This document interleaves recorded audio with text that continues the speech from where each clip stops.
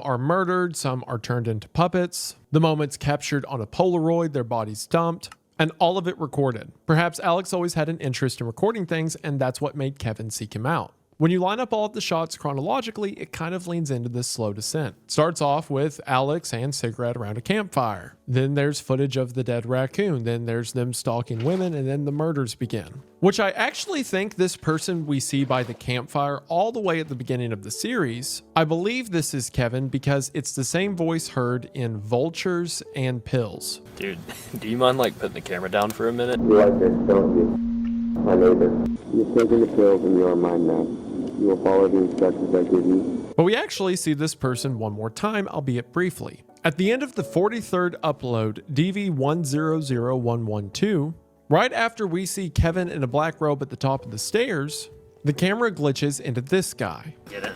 Do you have a ladder? I believe that this is also Kevin. So Kevin's been there every step of the way. I believe this conversation on the porch to be outside of the house that Alex was stalking. So if Kevin's been manipulating Alex, and Alex is having his hand forced at each turn, then what all has Alex actually done? Because if I'm right about my theory here and him stalking this woman was just at Kevin's pressure so she could eventually be a victim, then otherwise the only thing he's done is document this. Obviously, he's a willing participant, but we don't know how far his mental illness goes. We don't know how far he's being puppeted. The one thing we do know that he does is have an interest in Elowen. After all, in Vultures, Kevin said Alex likes her. But then Kevin says that he wants her first and then Alex can have the scraps, of course, implying that she'll be killed. So with that, what does Alex do? He leaves her a tape.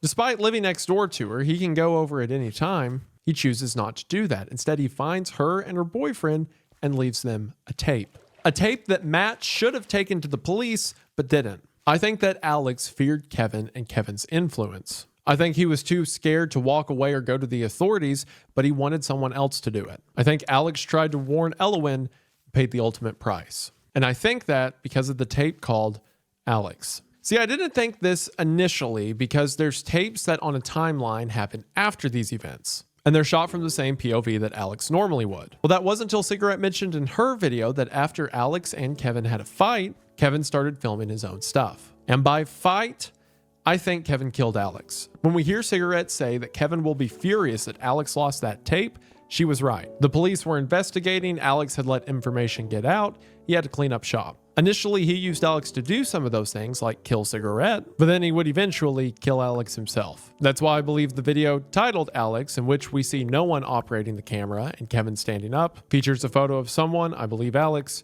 impaled through the throat.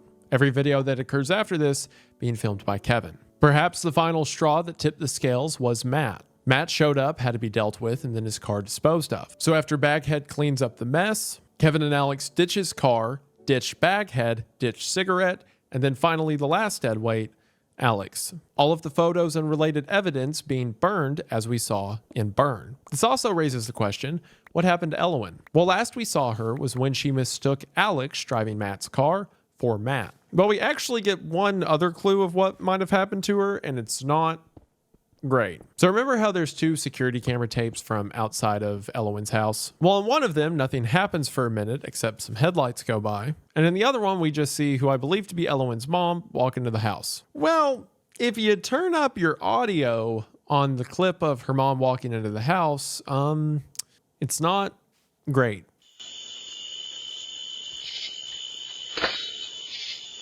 At 8 seconds, it sounds like there is a spring of some sort. Or if not a spring, maybe something breaking. I think whoever walked into the house ran into some kind of trap. And if Elowen's mom was murdered or kidnapped inside of her home, then chances for Elowen aren't the best. Especially if Kevin was tying up loose ends and the loosest end was Matt and the tape, then the only other person who knew about that tape would be Elowen. But maybe Elowen wasn't home. She doesn't have to be dead. Maybe she's still alive if you want her to be somewhere.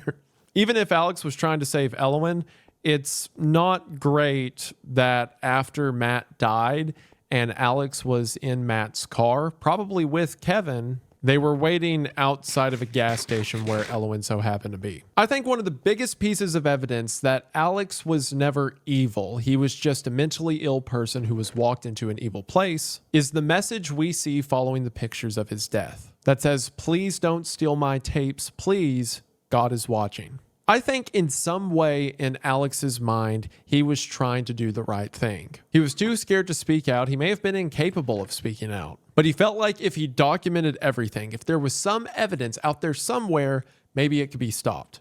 He had some grand concept of God or a higher power or moral right and wrong. And his answer to that were these tapes. He wanted someone to see what was happening. He needed someone to stop it, and he tried with Elwyn and Matt. The other video series are pretty self-explanatory at this point. If you line up all of Elwyn and Matt's tapes, they go to walk the dog, which leads them into Kevin or Alex's yard. I think the 3-story house is Alex's because